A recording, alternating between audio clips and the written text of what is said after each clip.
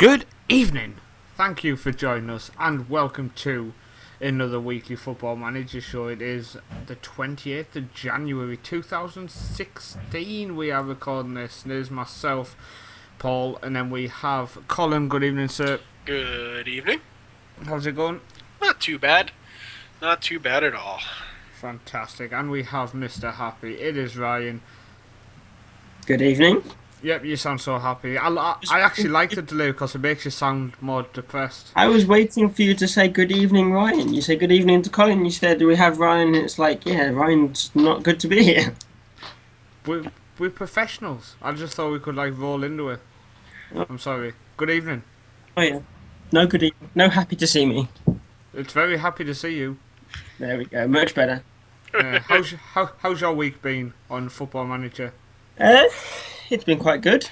New club as we keep going along on my save.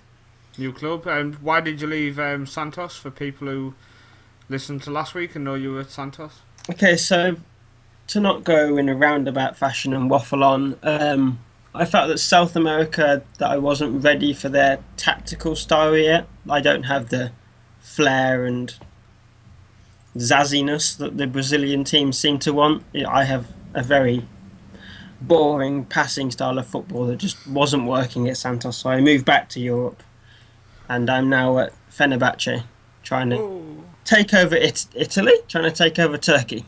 Brilliant. Ryan doesn't even know where he's at. he keeps turning up press conferences going, I can speak Italian now. They're all just like, yep, well done. How about Turkish? I didn't think of that one. I like the fact you've put it nicely, but basically you found it a struggle tactically, which I find interesting because I've never managed in Brazil. I don't think I might have done, but if I have, it was a long time ago. So I find it interesting. In what sense did you struggle to an extent? Because, well, it was more, I have very specific styles of play. I have my 4-2-3-1 formations, which I have two versions of, and then I had the three at the back formations, which I had three versions of. But then I'm coming up against strange Brazilian tactics where they have no wingers. They play two defensive mid, two centre mids, and two up front. So you've got like a T formation going on, and it was strange to play against. And it was just, some games were just very sluggish, and because Santos had about 50 million players that were not playing when I joined, I had all those issues to deal with, and that was all put the blame onto me as I was there for until the end of the season. So things in the dressing room weren't happy either, so I thought I'll go away, go back to Europe, and possibly look at South America when things are a bit more happier and I can find a club and look more into South American tactics. What made you go to Turkey? It's an interesting choice, especially with the league structure in terms of restrictions on players. It was, yeah, but they are in the Europa League, so I've got a more chance to try and battle it out in Europe, which, if you look back where I was at Grasshoppers, I didn't stand much chance in winning the Champions League, but I got through the group stage, luckily enough, but then faced Real Madrid, which was like Coventry facing Barcelona. Confidence? Well, yeah, I went in with confidence and got absolutely smashed. So, but I'm now in the Europa League with Fenerbahce, and I play. Who do I play? Bordeaux in the first round of the knockout stage. Ah, nice. And that's all to come up. What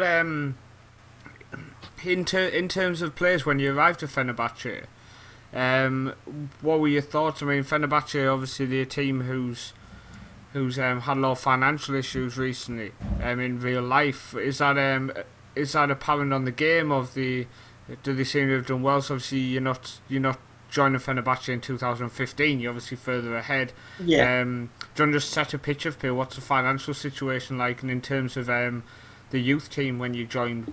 Was there many people who impressed you? There were a few, but then I found, and I do point this out on my post, they were out on loan, and I pointed out that in the main squad there was a lot of foreign players, and you were only allowed 14 foreign players registered in your squad. all 14 were used up. I was like, well, something's very wrong. So I've tried to rebuild, look around at Turkish talent that has been available. I've brought some in on loan. I've looked around and I brought in Corey Gunter, which some of you may know, Turkish centre-back. A few Turkish players that I've brought in because I like to build up homegrown players. As much as Paul disagreed with me earlier, those are my personal beliefs. Even though I did not disagree with you. You said on your post. Now Colin will agree with me. He said on his post that he likes to develop I said the I'm youth in the passionate club. about youth development. He's passionate about youth development, and my comment to Ryan in a private message, not outing him in public, was that's a lie because you're like a grasshopper. You like to jump between clubs. Can you develop youth, Colin, if you only stay at a club for a short amount of time? I think it depends a little bit. So I'll draw a line that I would see in it. So I'll agree with both of you to a degree.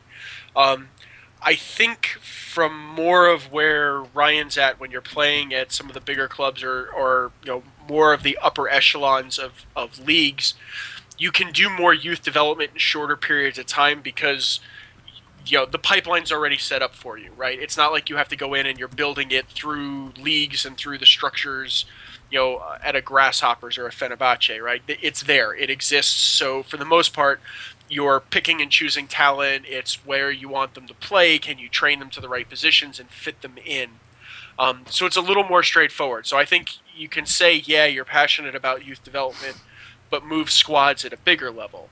Now, the counter to that is something like at our series, between teams that were starting in the Conference North and South, you can't sort of do a short-term youth development because before you ever get into picking players and training them and slotting them into roles, you have to go through getting the team to perform, getting the financials straightened out, making the investments into the club infrastructure, getting lucky enough to get a decent regen, or finding players that you put into your youth system that may have some talent. So I think it's an entirely different category if you're coming up or with a lower tier team. It's a lot more long term to be able to really do youth development versus I think more of the level that sort of Ryan's managing at in his series.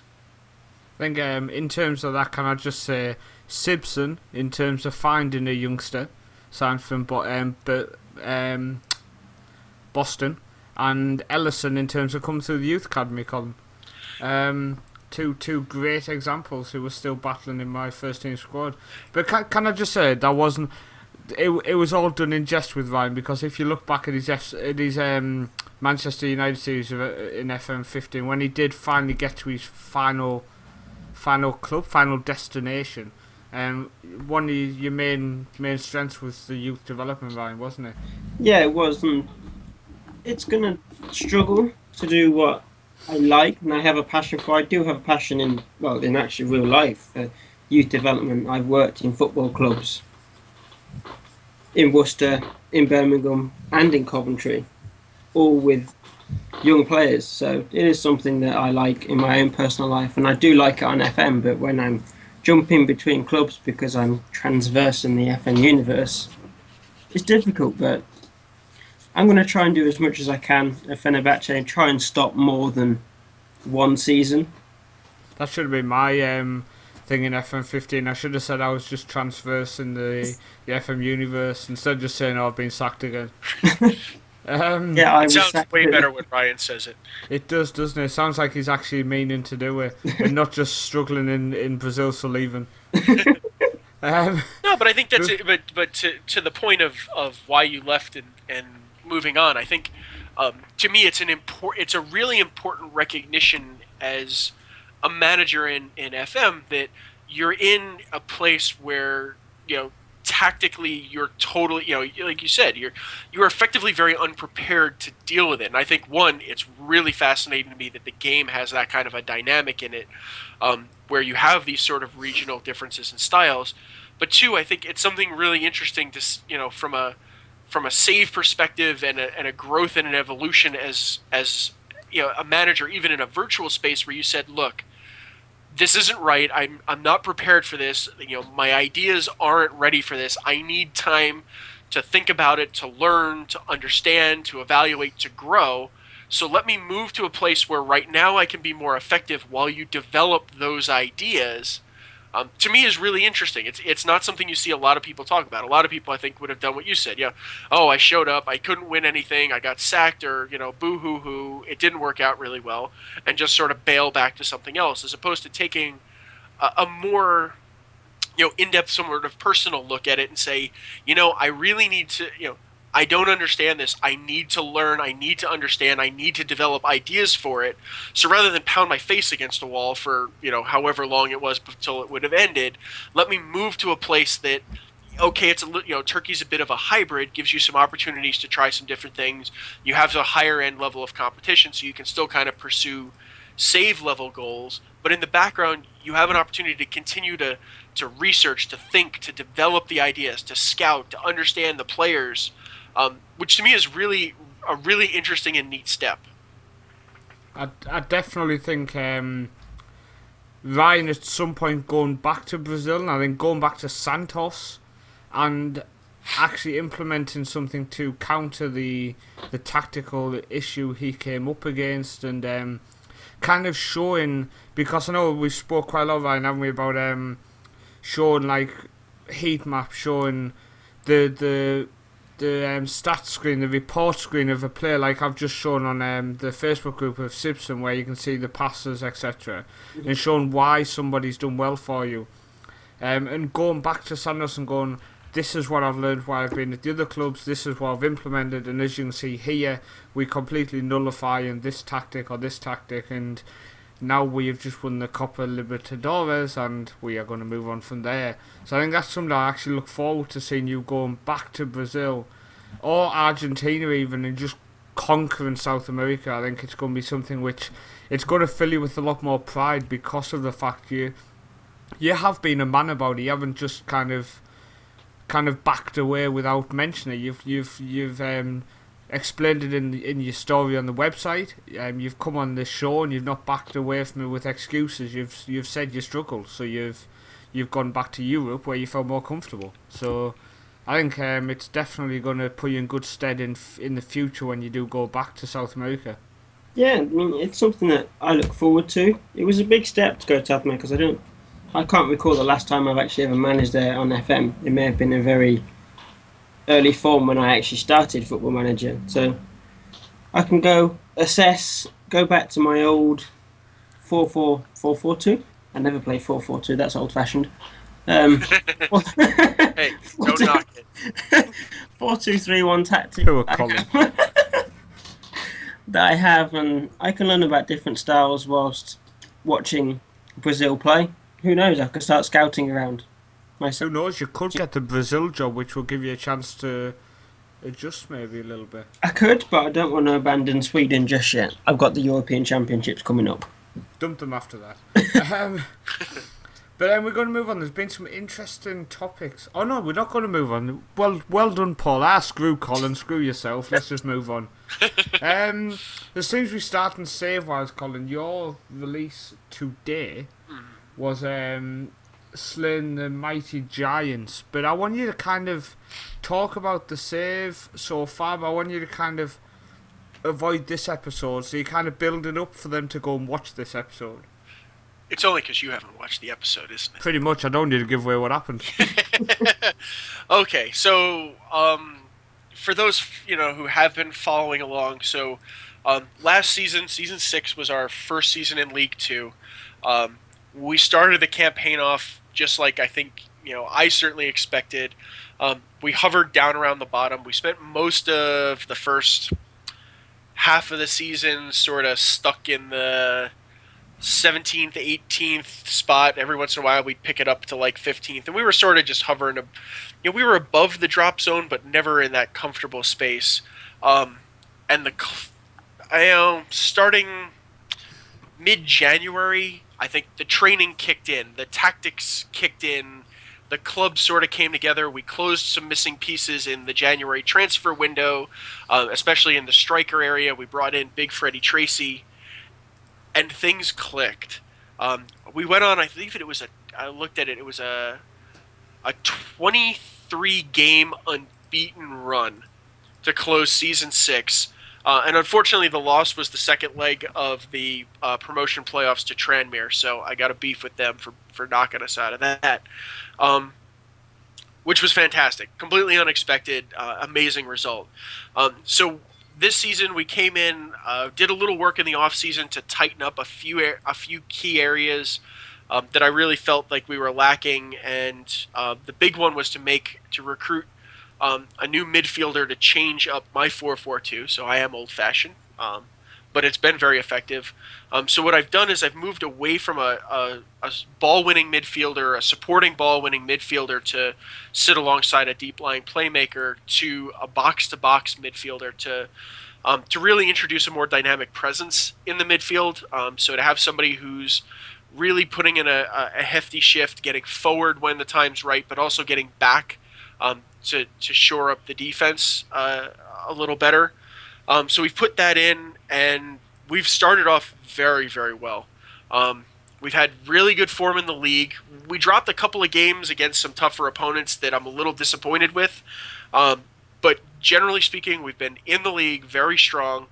When I set into the season, my expectations were really on trying to leverage the cups a little bit more this year, especially from a financial perspective.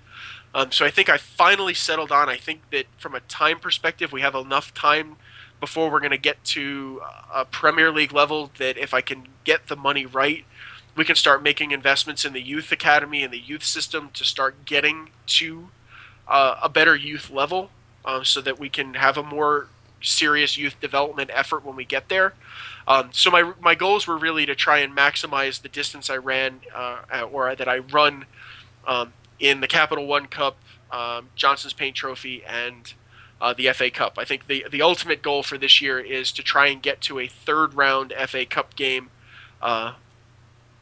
hopefully away on the road to a Premier League squad, because there's big television dollars as well as the gate receipts and things like that from a game of that sort of stature and magnitude on that. So that's been the focus. I think we're playing well above what I thought we would be playing. The team has toppled some fantastic opponents. We managed to beat Ipswich on the road in the first round of the Capital One Cup. I believe that was yesterday's episode. So today's episode has the next step in the Capital One Cup in it. It leads off the episode, and I won't give anything away, but it's well worth your time to watch. So because really he exciting. gets battered. You'll have to watch and see. Well, you kind of. I hope you haven't gave it away and you won by saying it was really exciting. So I hope you do lose now, just so it doesn't. Because I'm going to go in thinking he's won this. He's won this. It's a very exciting game. It was a very, very exciting game to play. Probably one of the most difficult managerial matchups I've had. Because obviously, our team we are not Premier League quality, to say the least.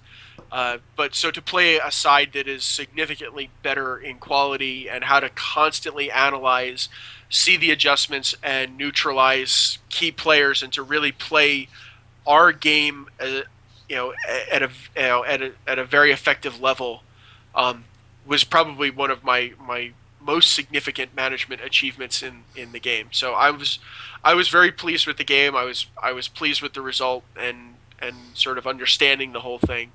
So it's very good. I'd say watch it, enjoy it. If you got any comments, please let me know. I always love to hear from people. Fantastic. I mean, 69 videos on the playlist, Colin. So you've definitely been pumping out some footage for people to watch, and it's fantastic that our long-term series is on there. This one's been a lot of fun. It's got a lot of challenges, so I don't think this is the typical, grab a Conference South team or a Conference North team and just cruise to the Premier League, or go after a fallen giant that has a lot of money or potentially a lot of money and just cruise your way up. It's a small club. It's got very modest financial resources. We've been, balancing and trying to keep things moving in the right direction. I think we've done a pretty good job financially. The club's we're carrying positive money in the bank at the end of at the end of most seasons. I think we're in a position enough to look seriously at strategies for how to, um, how to really grow the infrastructure of the club.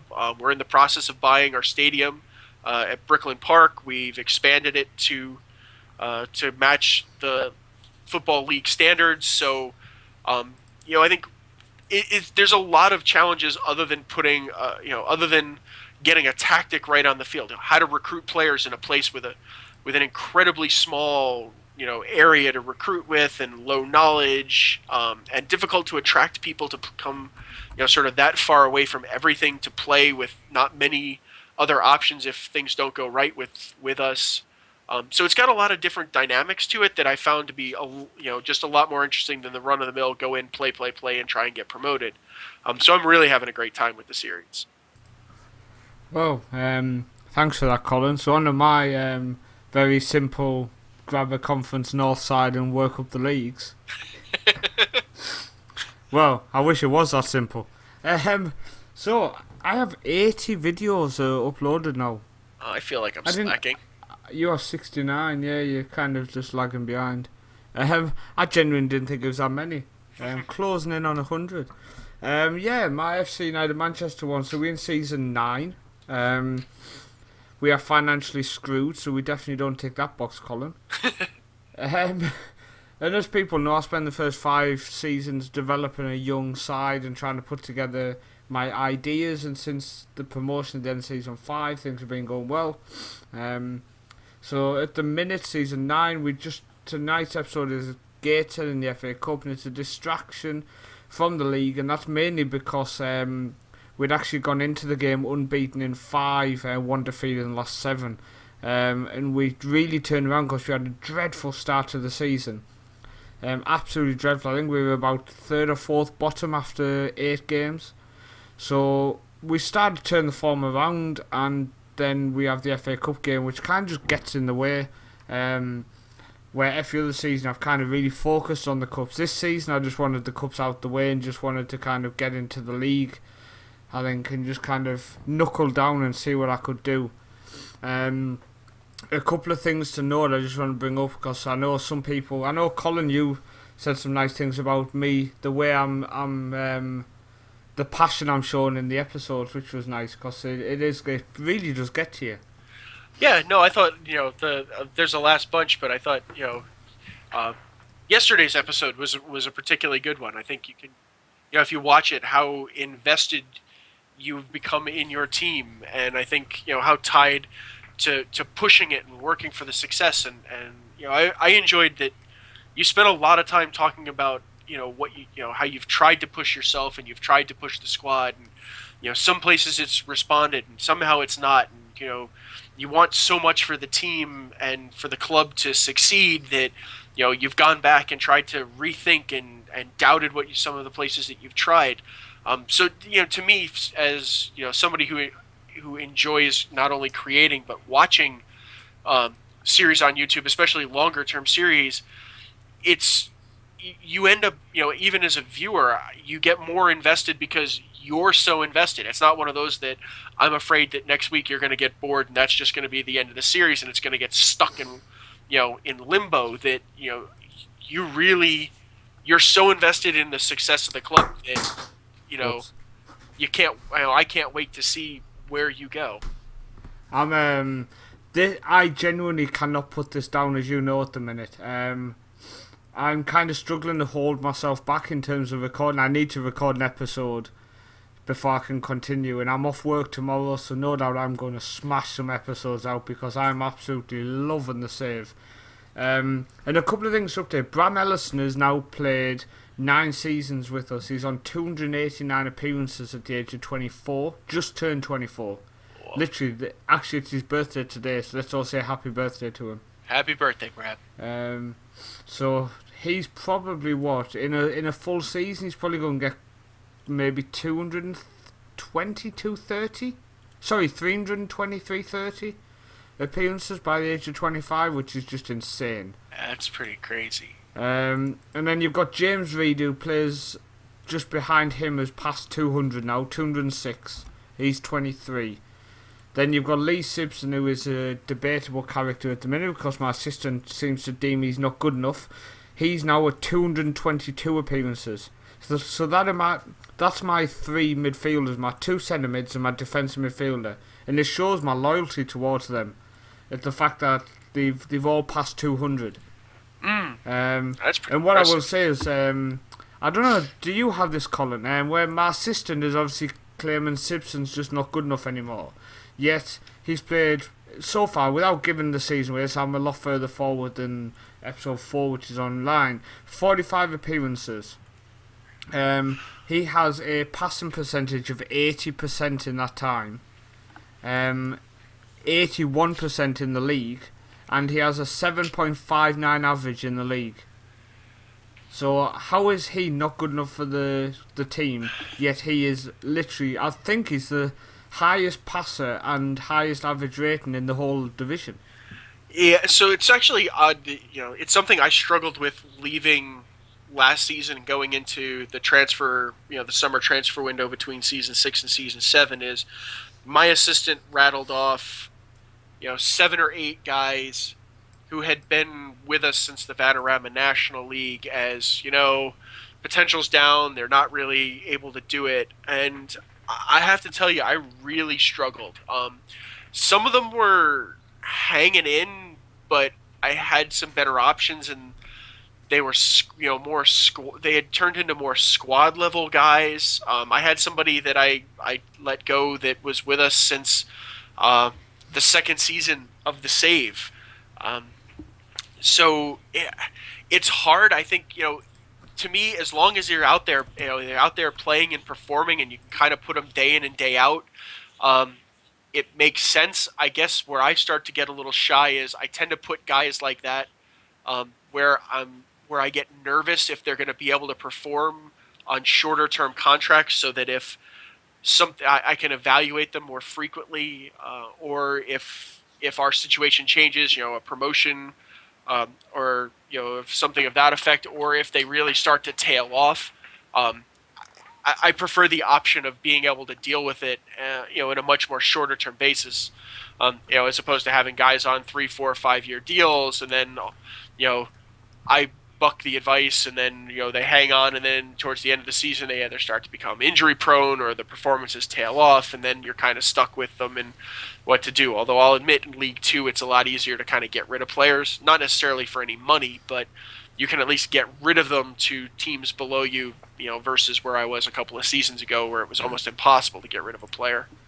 I mean, in terms of hanging on to people, I don't know if you remember when I first went up to League 2, Reed, Ellison and Simpson all agreed 5-year deals with the available option of a 3-year extension.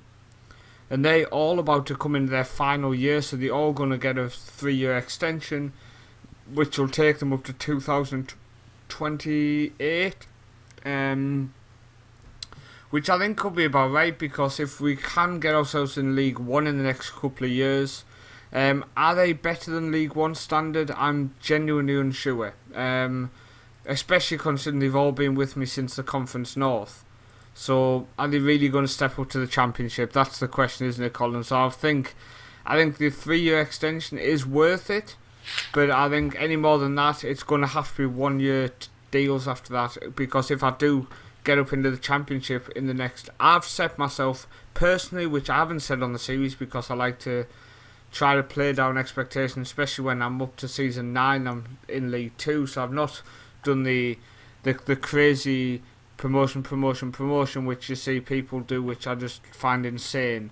I've tried to build a legacy here, and I've set myself a target of by 2030 I want to be in the Championship, and I'm in the 1st of April 2024 now, so that's I think that's a realistic goal. That gives me, if I could get promotion in the next 2 years, that would give me 4 seasons in League 1 to kind of rebuild the squad column for that push to the next level.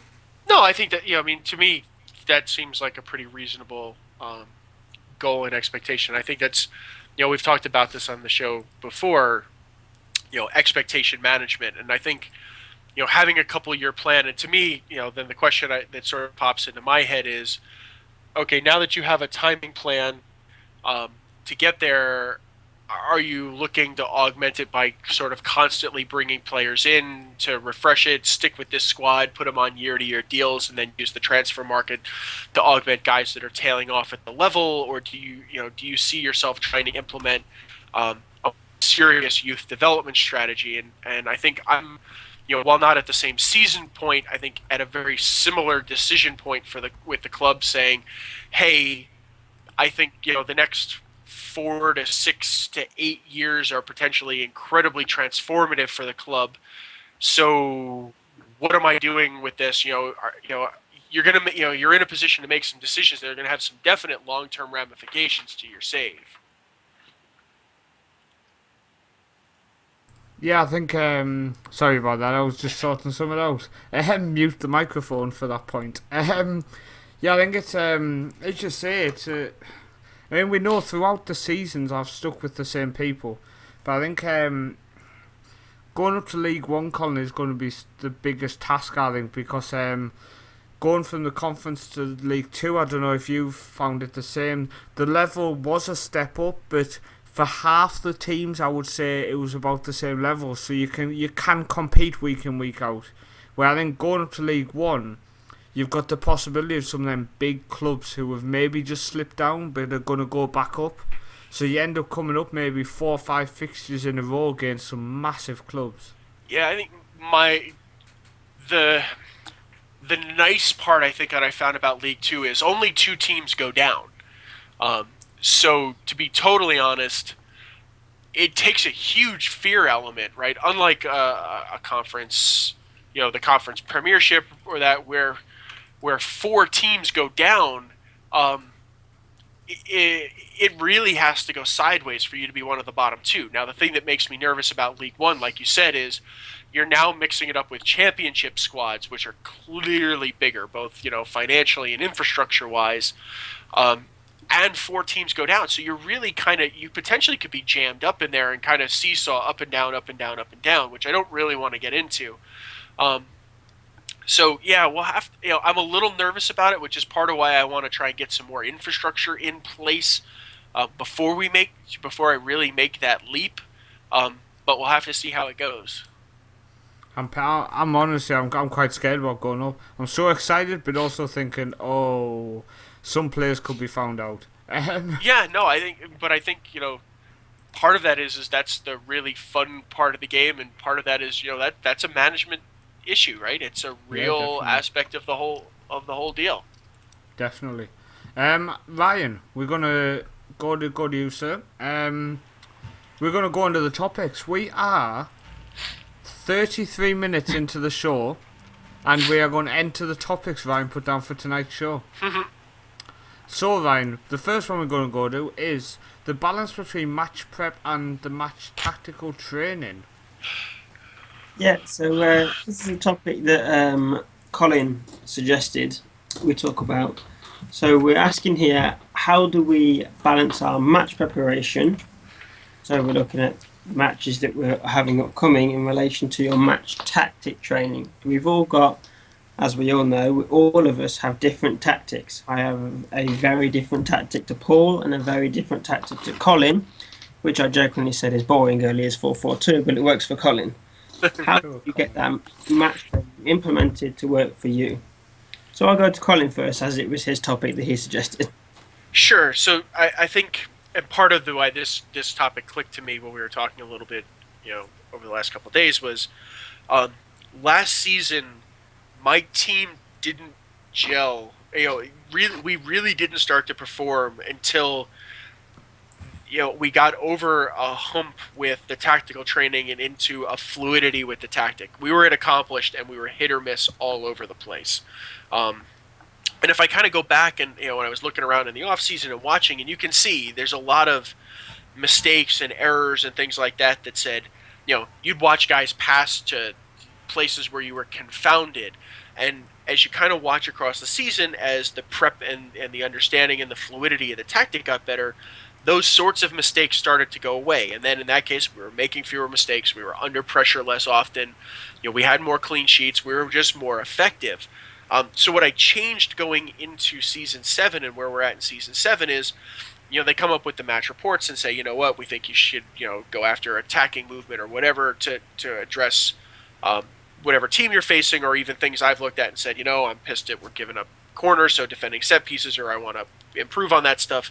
And I've really said, you know what, for the first few months, we're going to go train against those tactics. I want to be fluid in those tactics, by that sort of, October time frame, so that for most of the season, my team can be at maximum effectivity, given that I had to bring a bunch of new faces into the club.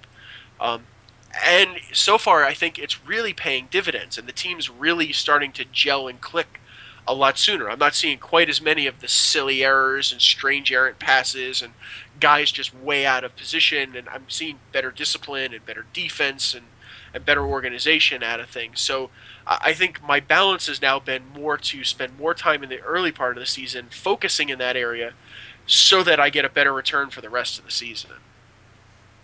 That's fantastic. And what about yourself, Ryan? How do you go about dealing with all of it? So I think I'm going to relate this back to my time at Santos, so it might give people more of an influx of why I decided to leave Santos. So I'm commonly known, and I've said it on shows in the past, I'm very, very strict with my tactics. You? No. Yeah, I have set tactics that I like to use. I have my 4-2-3-1s, and then randomly out of nowhere in FM15, I just plucked the tactical bag out of nowhere and decided to implement 3 at the back tactics with wing backs, linking back to my FM15 days. So I try across every single team that I manage to implement tactical training from the get-go. If I'm joining in pre-season, there will be a mixture of how I go about my training, and I alluded to this on FM15 on my update on there at Man United. I will have different types of training going on at different weeks. I don't like people that are very lazy with their training. You've got various options. I know Paul said it earlier, so Paul might... I'll let myself out. Paul doesn't touch the training screen. He doesn't move anything. Well, hang on. I do touch a little bit. I can talk you through my team training. Individual wise I do. But team training, I click on training, I click on team. In pre-season I move the main focus from balanced to fitness. Then as soon as the season kicks off I put on balanced. Then the match preparation is on teamwork all the way through the season. Unless we concede in more than 2 games in a row, I'll change it to defensive positioning. Then as soon as we get a clean sheet, it goes back teamwork. So it's interesting how people approach it, but I'm very much the one that likes to look at training on the game. During pre-season, I'll have something set for the first week, something set for week 2, something set for week 3. But mainly, if I know I'm joining a club and they may or may not have used my tactic, which I knew going into Santos, they wouldn't play 3 at the black, they wouldn't play 4-2-3-1 in the style that I'd play. So I thought I went in straight away. I wasn't joining during pre-season, which is annoying because I didn't have the time to train the tactic in, but I had the time just before the transfer window closed, where they had a week off. I set that week tactical training all the way through in the hope that players would build up that tactical prowess. I mean, unfortunately, it didn't work. So it shows that sometimes it doesn't work, but then look at how I reflected and why I decided to leave. The style of play that I was playing wasn't working in Brazil. Brazilian players are known to be flair, they have the skill, they like to be very open, and when I'm watching the games back, which I did at the end of the season when I was making my decision, I looked like the Louis van Gaal of Santos. The players were very restricted in their play. It was pass here, very simply, very rigid, which is sort of my tactics are very rigid, and players have to be in certain positions and not running around the field like headless chickens, which is synonymous to the Brazilian play. It's players can run anywhere. You could have a spider run across the screen for the average positions. But now going into Fenerbahce, when I looked back as soon as I joined, they have played with one of my tactics in a very different way. one of my 4-2-3-1s with the 2 defensive mid in front of the back 4. Copies. Copies, I know. They like to copy successful people. I thought that. I was going to say that. But I go in and they've already used my tactic and I've got time to implement it. I've joined during the middle of the season, but just before the January transfer window, I had time, 2 weeks off. So that time was dedicated to tactical time, tactical training, match tactical training. Both of them were put on to learn the slight changes that I put into the tactic, because the tactic that the previous manager had was like setting a wall in the centre circle where nobody could cross if you were a defensive-minded player on the pitch. That's a good way to do it. Well, yeah, for you. But the cat seems to want to go out. But That's the cat making another appearance on another show. yes, it is. But my style of play is, yes, when you look at it on balance, I have 6 players that are set in defensive positions, but when I select their roles, they're not defensive-minded players. It turns into a literal 4-2-3-1 when you look at average positions. And you set that on in tactical training. Start it working. Get your friendlies going. I didn't just have 2 weeks off and go, bye-bye players, have fun going on holiday. No. Sergeant Major. No. Sergeant Major comes in, you aren't going on holiday, I've just joined the club, we have tactics to train. Here we go, tactical training, match tactical training, everything goes up to high. They're good players, they're playing in the Europa League, playing at a top level, they can handle high training very easily. You can start playing around with things. Paul's probably freaking out thinking about this, changing things to high.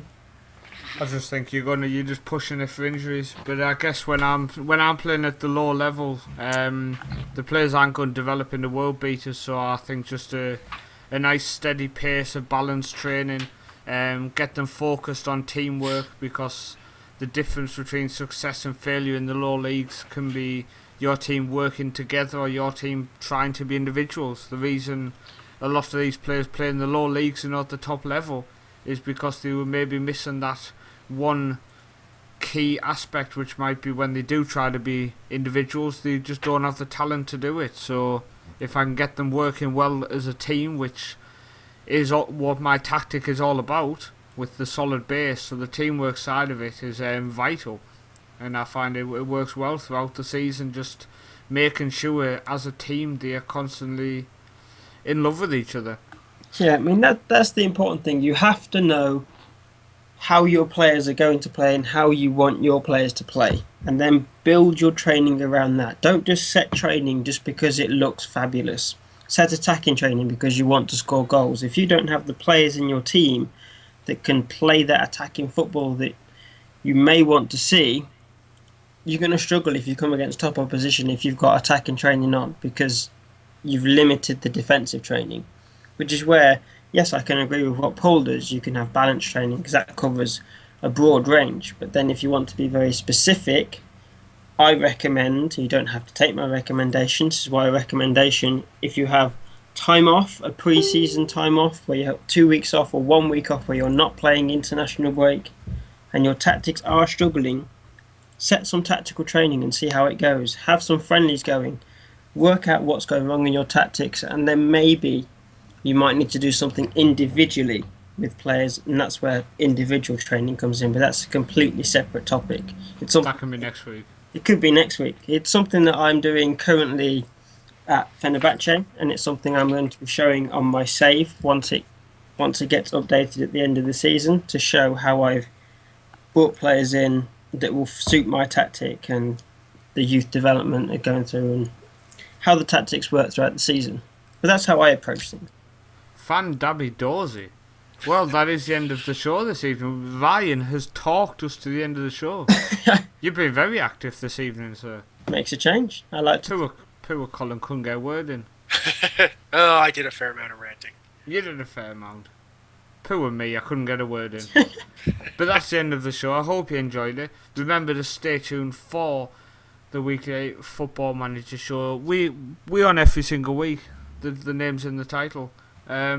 If you enjoy it, please leave a like, please subscribe, please leave a review, please leave a like, please download, please follow on SoundCloud. There's loads of things on SoundCloud, iTunes and YouTube you can do to say how much you loved our show. And tweet me. There's a few people who tweet me weekly saying they've enjoyed the show, which I absolutely love to hear. But yeah, I will play you all some lovely music, and we will see you next time. Thank you for joining us, you two.